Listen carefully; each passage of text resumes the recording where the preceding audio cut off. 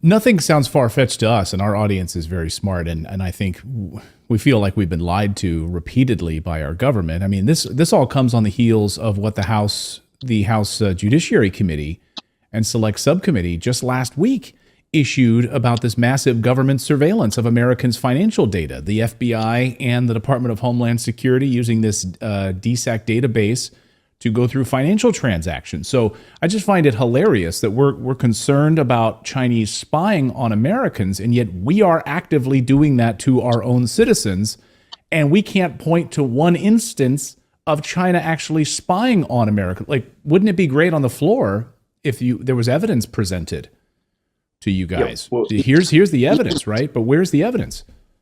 even in the SCIF, which is where we receive classified information, there was a briefing. And I didn't go to that briefing, but one of my colleagues did, and he pressed them and asked them for one example in a classified setting, and they couldn't give him an example. We have top secret, classification authority in Congress just by virtue of being congressmen. They can tell us anything, and they can't give us one example. So, and by the way, Clayton, I serve on those two committees you mentioned, the Judiciary Committee and the Weaponization Committee. I've been in those hearings. It was actually Jim Jordan and I who discovered that Bank of America was giving financial information to the FBI without a warrant, without any legal process. And, we sent the letter. It was Dan Bishop, myself, and Jim Jordan, who signed that letter, sent it to these banks, and they admitted that they were doing it. And we've had follow-up investigations on that.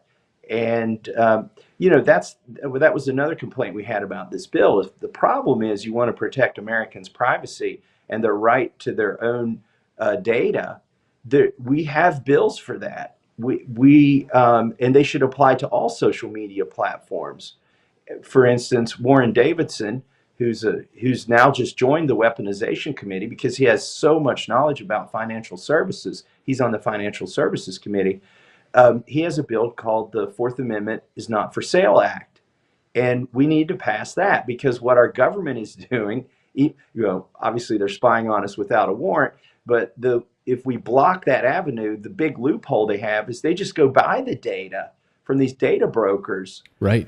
without a warrant, that data that would otherwise require a warrant. Let me give you an example. Every one of us who has a phone, the phone knows we're breaking the speed limit. They know, every phone company can know when everybody is breaking the speed limit. Should they be able to sell that data to the state police, for instance? I don't think so.